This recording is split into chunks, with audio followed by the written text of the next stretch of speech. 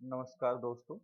जैसे कि हमने आपको ये price action basic to advance series के इंट्रोडक्शन पार्ट में बताया था कि हम कैसे स्टेप वाइज अपनी एक सक्सेसफुल ट्रेडर की जर्नी स्टार्ट करेंगे। सो हम आज बात करेंगे साइकोलॉजी के बारे में। साइकोलॉजी होती क्या है? साइकोलॉजी एक ट्रेडर को किस तरीके से इम्पैक्ट करती है। मान लीजिए आप ट्रेडिंग कर रहे हैं और आपके पास अच्छा सेटअप है जो 80% देता है, बट आपकी साइकोलॉजी नहीं है। मीन्स आप साइकोलॉजी बिल्कुल भी नहीं है। आप हमेशा सोचते रहते हैं कि नहीं, मैं थोड़ा और प्रॉफिट ले लूँ, थोड़ा और प्रॉफिट ले लूँ। Greed greed. आप बिल्कुल भी रिस्क मैनेजमेंट फॉलो नहीं करते हैं, बिल्कुल भी डिसिप्लिन फॉलो नहीं करते हैं। सो हमेशा आप लॉस में जाएंगे अगर आपकी साइकोलॉजी ठीक नहीं है। साइकोलॉजी साइकोलॉजी में मैं आपको बताता हूँ क्या क्या देखना होता है। फर्स्ट होता है ग्रीड। ग्रीड मीन्स आप अपने रिस्क मैनेजमेंट के हिसाब से चलो, कभी लालच मत करो ज्यादा। लालच करोगे हमेशा फंसोगे, हमेशा फंसोगे, लॉस में जाओगे अगर लालच करोगे। ग्रीड। ग्रीड मैं ये नहीं कहता कि ग्रीड नहीं होना चाहिए। ग्रीड होना चाहिए, बट अपने सेटअप के अकॉर्डिंग। ये नहीं कि मैंने 10 रुपए में स्टॉक खरीदा और मैं सोच रहा हूँ तो चला जाएगा, या मैंने 10 रुपए में कोई ऑप्शन कॉल खरीदी बैंक निफ्टी की और वो मैं सोच रहा हूँ कि नहीं 200 जाएगा मैं तभी बेचूंगा। नहीं, इस तरीके का नहीं होना चाहिए। उसमें क्या रिस्क मैनेजमेंट हुआ?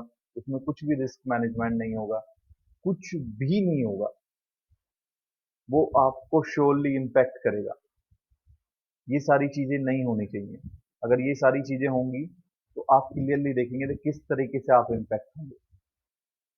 फिर आता है फेयर। फेयर में 3 स्टेप्स हैं जिन्हें ट्रेडर में होते ही होते हैं। फेयर स्टार्टिंग स्टेज में हर ट्रेडर में ये चीजें पाई जाती है। हर ट्रेडर के अंदर जो ट्रेडर इन सबको पार कर लेता है, इन बाउंड्रीज को पार कर लेता है, वो एक सक्सेसफुल ट्रेडर की जर्नी स्टार्ट कर देता है। एक होता है फियर, फोमो जिसे बोलते हैं। FOMO, fear of missing opportunities. यानी हमें डर रहता है कि हाँ ये, अरे यार ये ऊपर जा रहा है, मैं खरीद लूं, कहीं मैं मिस ना कर दूं। तो ये सारी चीजें एक ट्रेडर में नहीं होनी चाहिए। फियर ऑफ मिसिंग अपॉर्चुनिटीज, ये सारी चीजें जिस ट्रेडर में होंगी बड़ी समस्या उत्पन्न होगी। फिर आता है फियर ऑफ लूजिंग। हमारे अंदर डर रहता है कि यार लॉस हो रहा है, लॉस हो रहा है, लॉस हो रहा है। अपना रिस्क रिवॉर्ड फॉलो करो, लॉस नहीं, लॉस मैनेज हो जाएगा। अगर आप अपना रिस्क रिवॉर्ड फॉलो नहीं कर रहे हो तो लॉस मैनेज नहीं होगा। आपको रिस्क रिवॉर्ड मैनेजमेंट करना पड़ेगा, रिस्क मैनेजमेंट जिसे बोलते हैं। रिस्क मैनेजमेंट बहुत जरूरी है ट्रेड में। दो हो गए। तीसरा आता है फियर ऑफ विनिंग। यानी आप जीत रहे हो, नहीं यार और ले लूं, और ले लूं, और प्रॉफिट ले लूं, और प्रॉफिट ले लूं, और प्रॉफिट नहीं। आप स्टार्टिंग स्टेज में अपना जो है रिस्क मैनेजमेंट फॉलो करके चलो। आप बिल्कुल जिसे कहते हैं ना कि लॉस में नहीं जाओगे। एक एग्जांपल देता हूं मैं आपको। मान लीजिए आज आपने एक ट्रेड ली। चलिए एक एग्जांपल के तौर पे समझते हैं। आपने आज एक ट्रेड ली, ठीक है, वो लॉस में गई, एसएल हिट हुआ हमारा, एसएल हिट हो गया, ठीक है। फिर दूसरी ट्रेड ली, उसमें भी एसएल हिट हो गया हमारा, उसमें भी एसएल हिट हो गया हमारा। फिर हमने तीसरी ट्रेड ली। जब हमने तीसरी ट्रेड ली तो आप क्या महसूस करेंगे कि ये इन दोनों का, अगर तीसरी ट्रेड लेने पे भी हमारा एसएल हिट होता है तो हम अपना डे बंद कर देंगे, हम अपना डे क्लोज कर देंगे, हम आगे ट्रेड नहीं करेंगे। और मान लीजिए मैंने फर्स्ट ट्रेड ली, मैंने वन इस टू, मैंने एसएल हिट कर दिया, इसमें मैंने एसएल हिट कर दिया। सेकंड ट्रेड ली, मैंने इसमें 1:1 प्रॉफिट ले लिया। आपका रिस्क मैनेजमेंट ही नहीं है। अगर मान लो यहाँ पे आपको 10 रुपए का लॉस हुआ तो यहाँ पे आपने 10 रुपए कवर कर लिए। आप ब्रेक डाउन पे हो उस टाइम पे, आपने ब्रोकरेज भी तो अपनी जेब से दी है ना। अभी आप ब्रेक डाउन पे हो यहाँ पे। अगर आपका थर्ड थर्ड जो है, अगर इसमें 1:1 का प्रॉफिट हो जाता है तो आप कहीं, आपने ब्रोकरेज ही इतनी इतनी दे दी कि आप सोचोगे कि यार क्या करूं मैं।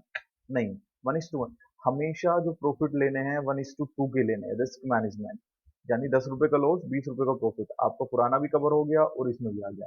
इस तरीके से दिन में हमको स्टार्टिंग स्टेज में सिर्फ 3 ट्रेड लेनी है। अगर फर्स्ट ट्रेड मेरी लॉस में हो गई तो मैं सेकंड ट्रेड अगर मेरी प्रॉफिट में हो गई और थर्ड ट्रेड मेरी प्रॉफिट में हो गई, बस दैट्स इट, नथिंग एल्स। अगर मेरी फर्स्ट ट्रेड लॉस में गई, सेकंड ट्रेड लॉस में गई, तो मैं थर्ड ट्रेड लूंगा। अगर वो भी लॉस में गई तो मैं सिस्टम बंद कर दूंगा, मैं सिस्टम बंद कर दूंगा। अगर फर्स्ट ट्रेड लॉस में गई, सेकंड लॉस में गई, अगर थर्ड में इन दोनों का कवर नहीं हुआ तो मैं सिस्टम बंद कर दूंगा, दैट्स इट। मैं आगे ट्रेड करूंगा ही नहीं। तो ये सारी चीजें देखनी होती हैं। रिस्क। अब आता है थर्ड स्टेप, टिल्ट जिसे बोलते हैं, एंगर, एंगर ट्रेडिंग जिसे बोलते हैं, रिवेंज ट्रेड। मान लो आपका एसेडिट हो गया, नहीं यार मैं तो इसे ही लूंगा, आप रिवेंज ट्रेड करने लग गए। अगर आप रिवेंज ट्रेड करोगे तो आप कभी सक्सेसफुल नहीं हो पाओगे, एक ना एक दिन आप फंसने वाले हो, और बहुत अच्छे से फंसने वाले हो, जिसे ना मैं बचा सकता हूँ ना कोई और बचा सकता है, सिर्फ आपका माइंड सेट, साइकोलॉजी आपको बचा सकती है। जिस आपको साइकोलॉजी बचा सकती है, नथिंग एल्स। एंगर को हम कैसे कंट्रोल करें? मेडिटेशन आपको करना होगा, प्रॉपर एक्सरसाइज आपको करनी होगी, तभी आप रिवेंज ट्रेड से बाहर आएंगे। फोर्थ आता है डिसिप्लिन। डिसिप्लिन के अंदर आपको प्रॉपर रिस्क मैनेजमेंट फॉलो करना है। जो आपका सेटअप कह रहा है आपको अपने सेटअप के हिसाब से चलना है।